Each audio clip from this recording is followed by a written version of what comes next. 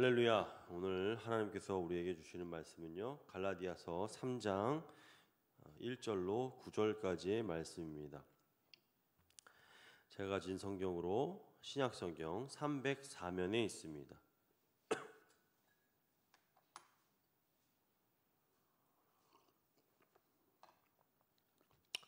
신약성경 304면 갈라디아서 3장 1절로 9절 말씀을 다 같이 합독하시겠습니다. 시작.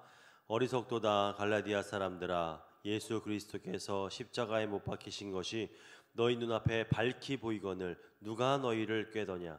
내가 너희에게서 다만 이것을 알려 하노니 너희가 성령을 받은 것이 율법의 행위로냐 혹은 듣고 믿음으로냐. 너희가 이같이 어리석으냐. 성령으로 시작하였다가 이제는 육체로 마치겠느냐. 너희가 이같이 많은 괴로움을 헛되이 받았느냐. 과연 헛되냐. 너희에게 성령을 주시고 너희 가운데서 능력을 행하시는 이의 일이 율법의 행위에서냐 혹은 듣고 믿음에서냐. 아브라함이 하나님을 믿음에 그것을 그에게 의로 정하셨다 함과 같으니라. 그런즉 믿음으로 말미암은 자들은 아브라함의 자손인 줄 알지어다. 또 하나님이 이방을 믿음으로 말미암아 의로 정하실 것을 성경이 미리 알고 먼저 아브라함에게 복음을 전하되 모든 이방인이 너로 말미암아 복을 받으리라 하였느니라. 그러므로 믿음으로 말미암은 자는 믿음이 있는 아브라함과 함께 복을 받느니라. 아멘. 할렐루야. 오늘은 갈라디아서 3장 1절로 9절 말씀을 근거로 아브라함과 함께 받는 복, 아브라함과 함께 받는 복이라는 제목으로 하나님 말씀 나누도록 하겠습니다. 갈라디아서 1장과 2장에서 사도 바울은 자신의 사도직과 복음의 신적 기원을 밝히면서 믿음으로 구원을 받는다, 믿음으로 구원을 받는다라는 이신득이의 복음을 여러 측면에서 증언하였습니다. 그리고 오늘 본문인 갈라디아서 3장에서 사도 바울은 이런 이신득이의 복음을 갈라디아인이 성령을 받은 경험을 비추어서 이야기하기 시작합니다. 사도 바울은 갈라디아 성도들이 성령 받은 것이 어떤 행위로 받은 것이 아니라 믿음으로 받았다라는 사실을 언급하면서 우리가 받는 구원도 마찬가지로 어떠한 행위로 받는 것이 아니라 믿음으로 받게 된다라는 것을 깨닫게 하기 위함이었습니다. 그런데 특이한 것은 사도 바울은 이 갈라디아서 3장부터 지금까지와 태도는 다르게 좀 적극적이고 좀 더 적극적으로 이런 부분에 대해서 지적하기 시작하였다는 것이 있습니다. 사실 갈라디아서 1장과 2장을 보면 사도 바울은 갈라디아 성도들에게 이야기하고 있지만 정작 교회에 대해서 어떤 교회 내의 상황에 대해서 언급한 일이 없으며 더 나아가 갈라디아 교인들의 이야기도 직접적으로 언급하지 않고 있다는 것을 볼 수 있습니다. 오직 사도 바울은 자신의 사도성만을 증명하고 있었고 자신의 복음의 진실성에만 주력하고 있었습니다. 그런데 이제 사도 바울은 갈라디아서 3장을 시작하면서 강하게 갈라디아 교인들을 질책하는 모습을 볼 수 있습니다. 우리 1절 말씀 함께 보겠습니다. 1절 말씀 함께 합독합니다. 시작.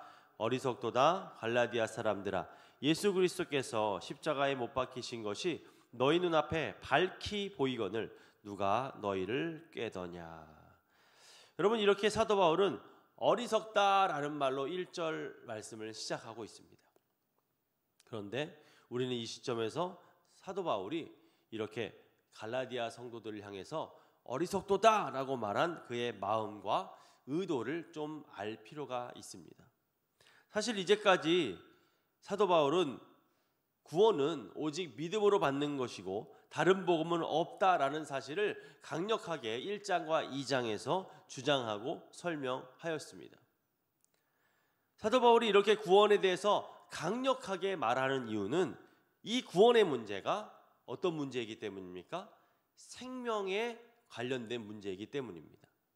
우리는 잘 느끼지 못하지만 이 구원의 문제는 1분 1초가 급박하게 돌아가는 것이 마치 응급실 같은 상황과 유사하다고 할 수가 있겠습니다.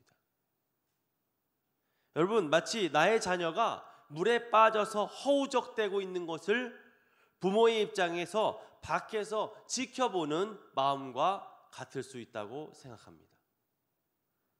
이해 가세요? 여러분들 생각해 보세요.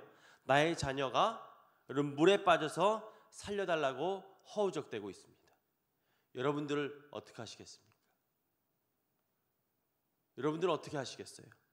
빨리 내가 거기에 들어가서 확실한 줄을 던져서 그 아들을 빼내야 되지 않겠습니까? 그 아들을 건져내야 되지 않겠습니까? 그 마음이 여러분 아주 편안하고 느긋한 마음이 아니라는 것입니다. 바울은 그런 어떤 초조함이 지금 있는 거예요. 구원을 전하고 구원의 말씀을 전하고 갈라디아 성도들이 구원받게 되었는데, 믿음으로 구원받게 되었는데, 그들이 유대인들의 어떤 유혹에 넘어가서 율법을 따르고 할례를 한다 그러면서 그 구원에서 삐껴나가는, 그 구원의 길에서 벗어나는 그런 행위를 했을 때 이들이 구원받지 못하게 될까 봐 아주 안타까운 마음이 있었다는 것입니다. 이런 상황에서 아주 다급하고 여러분 안타까운 마음으로 사도 바울은, 또한 우리가 예를 들어서 설명한 물에 빠진 자녀를 생각했을 때 그 자녀를 살리기 위한 최대한의 노력을 우리가 하지 않겠느냐라는 것입니다. 이렇게 사도 바울은 마치 부모와 같은 마음으로 갈라디아 성도들을 크게 질책하고 있었습니다. 왜요? 구원받아야 되니까. 왜요? 살아야 되니까요. 또 본문에 그런 근거를 찾아볼 수 있는 것이 있습니다. 바로 사도 바울은 어리석도다라는 이런 질책성 발언을 하면서 1절과 3절에 반복해서 얘기하고 있는 것을 볼 수 있습니다. 이렇게 반복적으로 사용하여서 얘기했다는 것은 강조해서 말하는 것으로 이 사도 바울의 안타까운 마음을 우리가 좀 더 확실하게 확인할 수 있고 엿볼 수 있는 것입니다. 또한 우리가 보는 이 개역개정 성경에는 생략이 되어 있는데요, 원어 성경에 보면 이 어리석도다 앞에 오라는 그런 감탄사가 붙어 있습니다. 여러분, 그냥 어리석도다 라고 얘기하는 것과 오 어리석도다 라고 하는 것은 일단 우리가 뱉는 것 자체가 완전히 다른 느낌입니다. 어리석도다 이렇게 할 수 있지만 오를 앞에 붙인다면 우리가 훨씬 더 감정적으로 격한 부분을 나타낼 수 있다고 생각합니다. 근데 우리나라 성경에서는 그게 빠지게 되어서 좀 의미가 좀 작아지는 느낌이 있습니다. 어쨌든 3장에서 사도 바울은 굉장히 고조된 그런 감정 상태로 이 갈라디아서 3장을 지금 쓰고 있지 않았나라고 생각할 수 있습니다. 이렇게 사도 바울은 갈라디아 교인들이 예수 그리스도를 통한 온전한 복음을 따르지 않고 율법을 지켜서 행위로 구원에 이른다는 유대주의자들의 주장을 따르고 있었기 때문에 어리석도다, 어리석도다 갈라디아 교인들이여 라고 말하면서 이 안타까움을 편지로 표현하고 있었던 것이었습니다. 이번에는 갈라디아 입장인 유대인들 입장에서 좀 생각해 볼까요? 여러분, 유대인들 입장에서 생각해 보면 그들이 대대로 지켰던 이 율법, 할례 이런 것들이 이런 전통을 하루아침에 없앴던 일로 하는 것이 없이 하는 것이 여러분 어쩌면 처음부터 쉽지 않은 문제였을 것이라고 생각할 수가 있습니다. 여러분, 우리가 평생을 해왔던 버릇을 한 번에 바꾸기는 참 쉽지 않습니다. 저는 굉장히 어렵다고 생각합니다. 설령 복음을 받아들인 유대인이 지금까지 지켰던 율법을 갑자기 멈추고 살았다 하더라도 유대인들의 말, 즉 율법을 지켜야 구원을 받는다, 할례를 받아야 된다라는 이런 주장들에 그들은 큰 고민을 하지 않을 수 없었다는 것입니다. 예를 들어 보겠습니다. 저는요, 여러분들도 마찬가지겠지만 저는 일평생 밥을 먹고 살았습니다. 한국 사람으로, 대한민국 사람으로 밥을 몇 끼, 3번, 어렸을 때는 많이, 4번도 먹으면서 밥을 먹고 살았어요. 그 밥이 저는 너무 맛있어요. 굉장히 그 오래 씹으면 달거든요. 고깃집에 가면 어렸을 때는 고기 위주로 먹었습니다. 근데 조금 나이가 든 후에부터는 밥 한 공기를 꼭 먹었습니다. 밥이 너무 맛있어서. 그리고 그 밥 한 공기 하얀 쌀밥이잖아요. 고깃집에서 나오는 김이 모락모락 나는 여러분들 식사 안 하셨을 것 같은데 하는 그 밥을 고깃집에서 고기 없이라도 상추에 싸서 된장에 푹 찍어서 싹 싸 먹으면 그렇게 맛있을 수 없습니다. 어떻게 보면 그거 먹으러 고깃집에 간다고 할 수도 있을 정도였습니다. 여러분, 제가 밥을 이렇게 먹고 살았어요. 어쨌든 좋아하면서. 왜 먹었을까요? 한국 사람들 다 먹으니까요. 그죠? 그렇게 배웠으니까요. 또 우리 엄마 권사님이 맨날 챙겨줬으니까요. 또 우리 사모가 맨날 챙겨주니까요. 한국 사람이 여러분 이렇게 누구나 다 밥을 먹습니다. 이런 부분에서 여러분 우리 모두가 다 동일한 상황이라고 할 수 있겠죠. 마치 유대인들이 율법을 지켰던 것처럼요. 그런데 제가 작년부터 다이어트를 시작했어요. 그러면서 밥을 끊었습니다. 밥을 먹지 않았어요. 왜 그랬냐면 이 밥 한 공기가 각설탕 14개 먹는 거랑 동일한 것이래요. 그래서 다 당이라는 거죠. 탄수화물이 씹고 배에 들어가면 다 당이 된다는 거예요. 여러분 이 예가 뭐냐면 저도 몰랐는데 식혜 있지 않습니까? 여러분들 식혜를 만드는 것이 저는 어떻게 만드는지 몰랐는데 그것을 계속 끓이고 아무것도 넣지 않은 채로 밥만 가지고 끓이고 뭐 이렇게 하면 그게 식혜가 되는 거래요. 뭐 설탕을 넣고 이런 거 하지 않아도. 그러니까 이 쌀 자체가 굉장히 단 거죠. 우리가 먹으면 씹을수록 고소한 맛을 느끼고 단맛을 느끼는 게 그런 이유 아니겠습니까? 그래서 어쨌든 제가 그 이후에 그 사실을 알고 나서 이걸 끊었습니다. 밥을 먹지 않았어요. 교회에서 식당에서 밥을 이렇게 목사님들이랑 같이 먹을 때도 저만 혼자 이 식판에 접시에 밥을 담지 않고 반찬만 담았습니다. 그러니까 제 주위에서 반응이 막 이렇게 나왔습니다. 왜 밥을 먹지 않느냐? 밥을 먹어야 된다. 한국 사람은 밥 힘으로 사는 거다. 그 옆에서 말이 굉장히 많았습니다. 제일 힘든 것이 우리 처갓집에 갔을 때 장모님이 밥 차려주시는 거 이거를 어떻게 피할 수가 없잖아요. 근데 이거를 밥을 좀 남기거나 안 먹어야 되니까 굉장히 힘들었습니다. 어쨌든 저는 굉장히 혼란스러웠어요. 제가 아까 밥을 좋아한다고 말씀드렸죠. 밥을 너무 먹고 싶었어요. 네? 근데 먹지 않았거든요. 그리고 어쨌든 그런 것도 해서 결국 제가 다이어트에 어느 정도 성공을 하게 됐습니다. 그리고 그 이후로도 그런 탄수화물은 잘 먹지 않습니다. 지금 조금 많이 살이 요요가 좀 올라오긴 했지만 그래도 요즘도 밥은 거의 먹지 않습니다. 거의 안 먹다시피 합니다. 어쨌든 그렇게 성공했는데 여러분 이런 사례가 제가 당했던 밥을 먹지 않음으로 해서 주변에서 왜 안 먹어? 왜 먹어야지? 막 이렇게 했던 것이 아마 유대인들도 그러지 않았을까라고 생각이 된다는 것이죠. 이와 유사하게 오늘 본문의 갈라디아 교회 성도들이 유대인들이 그대로 살았지만 예수 그리스도를 믿음으로 보여준 그들의 행동은 예수 그리스도를 믿으면서 보여준 행동이 뭐예요? 할례 안 하는 것, 율법을 지키지 않는 것들. 그들이 평생을 지켜왔고 대대로 지켜왔던 그런 율법의 전통들을 하지 않으면서 그들은 전통적인 삶의 방식에서 굉장히 벗어나는 그런 행동을 그 주변 사람들에게 보여주고 있었다는 것이죠. 그래서 이렇게 믿음으로 살아가는 성도들 주변에는 신앙적 전통을 잘 지킬 것을 얘기하면서 율법을 지켜야 한다고 얘기를 하는 사람들이 있었다는 것입니다.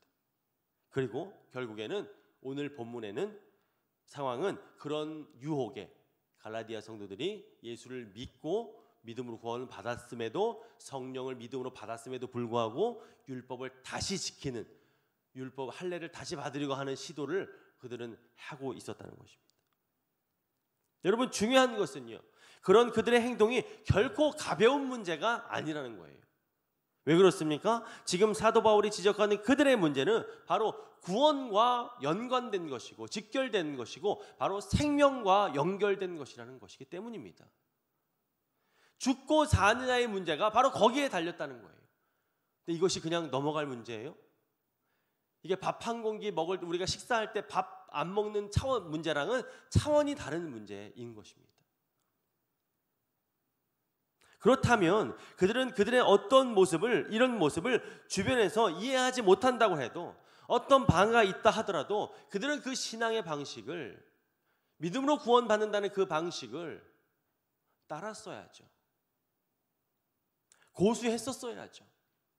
그러나 예수 그리스도를 믿고 구원의 바른 길로 가려던 그 갈라디아 교회 성도들은 갑자기 구원의 바른 길을 저버리고 다른 길로 가기 시작했다는 거예요. 이 상황을 사도 바울이 얼마나 안타깝게 생각했냐고요. 그래서 그들에게 어리석다, 오 어리석다 라고 이야기하면서 그들을 지금 책망하고 있었다는 것입니다. 위에서도 말씀드렸지만 사도 바울이 이렇게 강력하게 갈라디아 성도들을 어리석다고 책망하는 이유는 바로 이 구원의 문제가 어떤 문제라고요? 생명의 문제, 우리가 죽고 사는 문제, 그 문제이기 때문입니다. 저는 이 상황을 이렇게 생각해 보았어요. 저는 내비게이션 잘 못 보거든요. 운전은 하지만 내비게이션 잘 못 봐서 내비가 말하는 것을 빨리 이해하지 못하는 것 같아요. 그래서 몇 미터 전방에서 뭐 어떻게 빠지라고 했는데 뭐 어찌어찌 하다가 내비가 빠지라는 길에서 빠지지 못하거나 먼저 빠져서 돌아서 목적지에 가는 어떤 그런 경우가 종종 있었습니다. 요즘에는 내비게이션에 그런 게 나오더라고요. 초록색 길을 따라가라고, 빨간색 길을 따라가라고. 다 아시죠? 그래서 그 길을 따라가면 되니까 뭐 이렇게 미리 빠지거나 다른 군형으로 들어갈 만한 어떤 그런 여지는 굉장히 사라졌긴 했습니다. 그러나 제가 그 어떤 음성으로만 이렇게 했을 때는 잘 몰라서 이렇게 막 잘못 들어가서 돌아 나오는 그런 경우가 있었어요. 이것이 여러분 도시나 마을이나 뭐 이런 데서는 피턴해서 짧게 돌아 나오면 금방 바른 길로 돌아올 수 있었습니다. 그런데 고속도로 나가면 문제가 굉장히 심각해집니다. 톨게이트를 몇 개를 다시 지나야 되고 막 저기까지 멀리 갔다가 톨게이트 지나서 다 해야 되니까 아주 손해가 이만저만이 아닙니다. 그럴 때 저는 스스로 이렇게 생각합니다. 아이고 모지라, 언제까지 이렇게 내비게이션을 이렇게 못 보냐. 여러분 이럴 때는 정말 제 자신이 이렇게 어리석을 수가 없습니다. 그런데 여러분 이 길을 잘못 들어가는 것이 바로 우리의 생명과 연관이 된다면 어떻게 될까요? 으이그 모지라 라고 후회하고 끝날까요? 그런 게 아니라는 거예요. 지금 이 구원의 문제는 으이그 모지라 어리석도다 라고 얘기한다고 끝날 상황이 아니란 것입니다. 여러분 2001년에 미국 뉴욕의 110층짜리 건물이었던 세계 무역 쌍둥이 빌딩이 테러에 의해서 무너진 사건을 여러분들 아실 것입니다. 그런데 그날 이런 얘기가 있었잖아요. 그날 그 장소에 가야 되는데 갑자기 뭐 배가 아파서 늦게 거기에 가면서 그 참사를 피했더라, 뭐 이런 얘기를 제가 들은 적이 있습니다. 그런데 여러분 생각해 보세요. 만약에 그 참사를 미리 알고 있었던 사람이 한 사람 있었다고 생각해 봅시다. 그러면 그 사고 시간에 그 장소에 가려고 하는 사람들이 있다면 주변에 그 사람들에게 어떻게 얘기를 하게 될까요? 이 사람이 그 장소에 가면 죽게 되는데 그걸 미리 안 사람이 있었어요. 가정입니다. 어떻게 하겠습니까? 안 돼, 거기 가면 안 돼 라고 말했을까요? 제가 좀 멀리 얘기할게요. 안 돼, 거기 가면 안 돼, 이렇게 얘기하지 않았을까요? 이거보다 훨씬 더 크게 매달리고 절대로 거기 하지 말으라고 얘기하지 않겠느냐고요.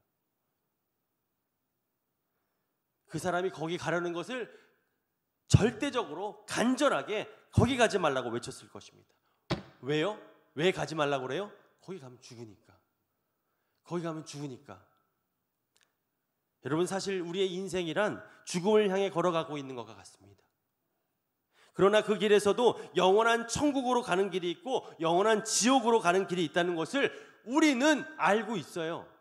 저와 여러분은 알고 있습니다. 할렐루야. 얼마나 감사한 일이에요. 그러나 세상의 많은 사람들은 인생의 끝을 향해 달려가면서 지금 어떤 길로 가는지 알지 못하고 살아가는 사람들이 너무나 많이 있다는 것입니다. 우리는 알고 있어요. 우리는 알게 되었습니다. 그러면 우리가 할 일은 무엇일까요? 죽음으로 길로 가고 있는 많은 인생들에게 아니야 거기가 아니야 라고 강력하게 얘기해야 되는 것이 아닙니까?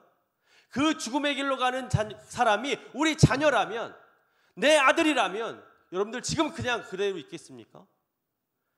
절대 그러면 안 되는 것입니다. 절대.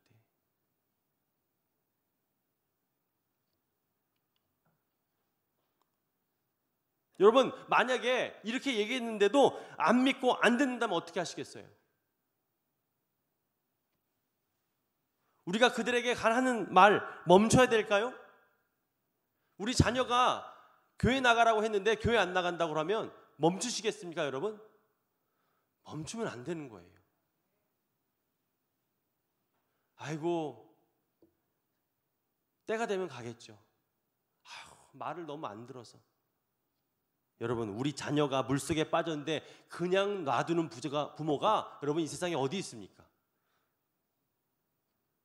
자녀가 스스로 나올 수 있도록 기다리시겠습니까?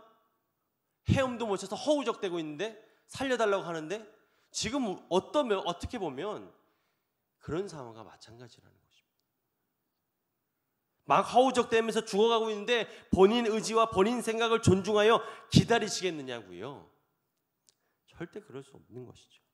그러므로 오늘 본문의 경우와 같이 갈라디아 교인들이 구원의 길인지 알고 열심으로 걷고 있는 길이 진정 바른 길이 아닐 때에는 그것이 구원받을 수 없는 길이기 때문에 사도 바울은 어리석다라고 말하는 것처럼 우리도요, 세상 속에서 저 지옥불로 들어가는 많은 사람들에게, 특별히 그 길로 가는 사람들이 내 가족이라면 어서 빨리 아니야 그 길 아니야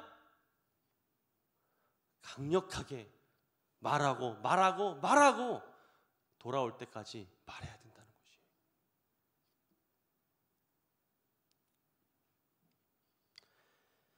여러분, 이제 사도 바울은요, 아브라함의 예를 들면서요, 우리 구원은 오직 믿음으로 받는다는 진리가 역사적으로 근거가 있음을 이야기하고 있습니다. 우리 6절 말씀, 7절 말씀 함께 합독합니다. 시작.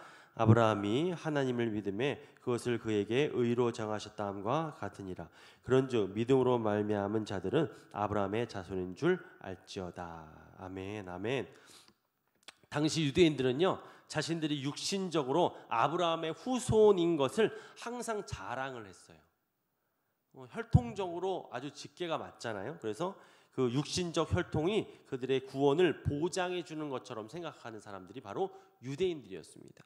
그러나 사도 바울은 유대인들이 자랑하는 아브라함이 하나님께 의롭게 인정받는 것은 어떤 행위로 된 것이 아니라 그의 믿음으로 되었다는 것을 주장하였습니다. 한마디로 믿음으로 구원받는다는 것을 얘기한 것이죠. 특별히 8절 말씀 우리가 좀 집중해 볼 필요가 있습니다. 우리 8절 말씀 함께 합독합니다. 시작. 또 하나님이 이방을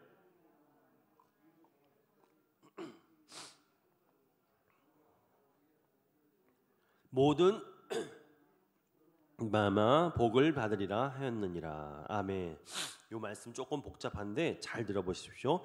자, 말씀과 같이 하나님께서는 이방인이, 말씀 보세요, 이방인이 믿음으로 말미암아 구원될 것이라는 사실을 이미 아셨대요.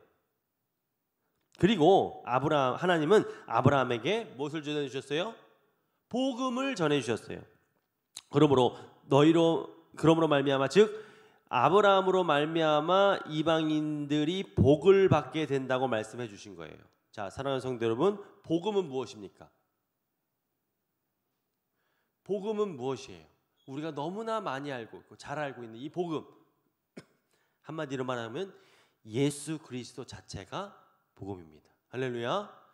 누가 복음이라고요? 예수 그리스도가 복음이에요. 자, 우리 로마서 한번 볼까요? 로마서 말씀 1장 2절로 4절 말씀을 함께 찾아보겠습니다. 로마서 1장입니다.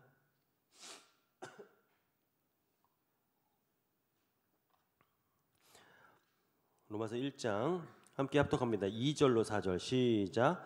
이 복음은 하나님의 선지자들을 통하여 그의 아들에 관하여 성경에 미리 약속하신 것이라. 그의 아들에 관하여 말하면 육신으로는 다윗의 혈통에서 나셨고 성결의 영으로는 죽은 자들 가운데서 부활하사 능력으로 하나님의 아들로 선포되셨으니 곧 우리 주 예수 그리스도시니라. 아멘. 아멘. 즉 이 말은 뭐예요? 이 복음은 하면서 복음에 대해서 설명하고 있잖아요. 한마디로 하면 이 복음은 곧 우리 주 예수 그리스도이시니라가 되는 거예요. 그렇죠? 안에 것은 다 설명이죠. 부연 설명이죠. 다시 말해서 이 복음은 예수 그리스도시다 라는 것이 로마서 1장 2절로 4절의 핵심이 됩니다. 이렇게 여러분 사도 바울은 복음이 그리스도라는 사실을 분명하게 밝히고 있습니다. 그러면 여러분 다시 본문 볼게요. 사도 바울은 8절 말씀에서 하나님이 아브라함에게 복음을 전했다라고 얘기했어요. 그럼 누구 전한 거예요? 예수 그리스도 전한 거죠. 맞아요? 맞아요. 여러분 그러면 어떻게 구약시대의 인물인 아브라함에게 신약시대의 단어이며 신약시대의 인물인 예수 그리스도를 상징하는 복음이 전달될 수 있겠습니까? 여러분 사도 바울은 그 내용에 대해서 이렇게 얘기합니다. 우리 8절 말씀 중간 보실게요. 제가 읽습니다. 보세요. 모든 이방인이 너로 말미암아 복을 받으리라 하였느니라. 아멘. 여러분 이렇게 무엇이냐면 하나님이 아브라함에게 전하신 복음은 예수 그리스도는 바로 아브라함으로 말미암아 복을 받게 된다라는 내용입니다. 여러분 이 내용은 어디서 나온 내용이냐면 창세기 12장 1절로 3절 말씀을 인용한 말씀이에요. 제가 3절 말씀을 읽을게요. 창세기 12장 3절 말씀입니다. 너를 축복하는 자에게는 내가 복을 내리고 너를 저주하는 자에게는 내가 저주하리니 땅의 모든 족속이 너로 말미암아 복을 얻을 것이라 하신지라. 아멘. 아멘. 창세기를 보면요, 이 말씀 보면 너를 인하여 모든 이방이 복을 받으리라 라는 이 아브라함을 향한 하나님의 축복이 여러분 여러 군데 사실 나오거든요. 그런데 곳에 따라 아브라함만 얘기를 하기도 하고 그리스도만 얘기를 하기도 하고 또는 아브라함과 그리스도를 함께 언급하는 데가 있어요. 그러면 지금 갈라디아서 3장 8절에서 너는 1차적으로 아브라함을 가리키지만 영적으로 또 어떤 궁극적인 의미로는 예수 그리스도를 가리킨다고 할 수가 있거든요.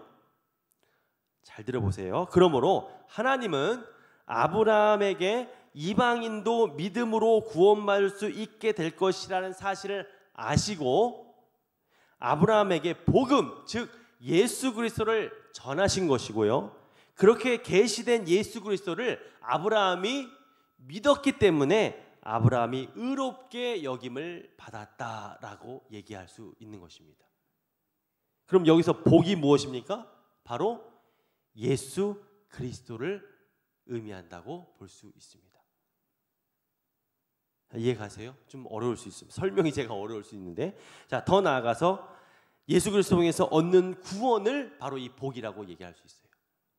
그러니까 아브라함에 계시된 하나님이 아브라함에게 예수 그리스도라고 얘기를 하지 않으셨지만 복이라는 단어를 통해서 그 예수 그리스도를 증거한 것이고 계시한 것이고 아브라함이 그것을 믿음으로 믿는다는 것은 여러분 믿음으로 구원을 얻는다는 것이기 때문에 우리가 그 사실을 아브라함이 믿었기 때문에 그 복 받은 것이 다른 유대인들이나 이방인들에게까지 그 복이 흘러갈 수 있었다라는 것을 얘기하는 거예요. 정리하면요, 이방인은 아브라함으로 복 받은 것인데 그 복은 예수 그리스도이고요. 예수 그리스도를 믿음으로 이루어지는 구원을 의미한다는 것입니다. 그런데 지금 사도 바울이 이야기하는 것은 이렇게 아브라함에게 계시된 예수 그리스도를 아브라함이 어떻게 했어요? 믿었다는 데 있어요. 중요한 것은 믿었다는 거예요. 생각해 보세요. 여러분 아브라함이 당시 어떤 상태였습니까? 아무것도 없었던 시절이에요. 아무 일도 일어나지 않았던 시절입니다. 어떠한 증거도 없었던 시절이에요. 또 그가 한 일이라고는 아무것도 없었던 시절이 바로 이 창세기 12장에 아브라함에게 하나님이 나타나신 때입니다. 창세기 12장에 보면 하란에 살고 있었던 이 아브람에게 하나님이 찾아오셔서 내가 내게 보여줄 땅으로 가라고 말씀하셨을 때 그는 어디로 갈지 모르는 그런 상태 속에서 복이 될 것이다 라는 계시, 즉 모든 민족이 복을 받을 것이다 라는 말씀 하나를 믿었습니다. 그리고 12장 4절 보니까 뭐라고 나오냐면 아브라함은 믿음으로 야훼의 말씀을 따라갔대요. 음성만 듣고 보이는 것 없고 잡히는 것 없고 들리는 것 없고 아무것도 없지만 그는 그 말씀 따라서 갔다는 거예요. 그러므로 사도 바울은 오직 하나님만을 믿었던 그 믿음이 아브라함이 의롭게 될 수 있었던 이유라고 말하면서 유대인들과 모든 이방인들도 예수 그리스도를 믿을 때, 할렐루야, 믿을 때 구원받을 수 있다는 사실을 지금 이야기하고 있는 것입니다. 사랑하는 성도 여러분, 지금 바울이 강조하고 있는 측면은 무엇입니까? 바로 아브라함이 어떤 행위나 어떤 자신의 노력이 아닌 오직 믿음으로 구원을 받았다는 것이고, 그러므로 유대인뿐만 아니라 이방인들까지도 마찬가지로 어떤 율법과 준수와 할례 등을 통해서 구원받는 것이 아니라 오직 믿음으로 구원받게 된다는 사실을 지금 아브라함의 예를 들어서 얘기하고 있는 것입니다. 그러므로 지금 사도 바울은 그럼에도 불구하고 다른 구원의 방법에 빠진 갈라디아 성도들에게 어리석다라고 말하면서 강하게 지금은 책망하고 있는 시간이라는 거예요. 여러분, 그러면 오늘 우리가 붙잡아야 될 영적 교훈은 무엇일까요? 저는 바로 복에 대한 바른 해석이라고 생각합니다. 세상에서 여러분 복은 무엇이라고 말합니까? 잘 되는 것, 건강한 것, 부자 되는 것, 잘 풀리는 것, 이런 것들이 세상에서의 복의 개념일 것입니다. 그러나 믿음으로 살아가는 성도들에게 복이란 무엇입니까? 세상에서 말하는 복의 개념과 굉장히 크게 차이가 있고 다른 것이 바로 우리가 생각하는, 우리가 추구하는 복이라고 생각합니다. 성경에서 복을 무엇이라고 말하는지 한번 봅니다. 여러분, 하나님을 가까이 하는 것이 복이라고 말하는데요. 우리 시편 73편 28절 말씀을 함께 보겠습니다. 시편 73편 28절 말씀입니다. 시편 73편 28절 말씀 찾으신 줄 믿고 함께 합독합니다. 시작. 하나님께 가까이 함이 내게 복이라. 내가 주 야훼를 나의 피난처로 삼아 주의 모든 행적을 전파하리이다. 아멘, 아멘. 여러분, 하나님을 가까이 하는 것이 무엇입니까? 바로 복입니다.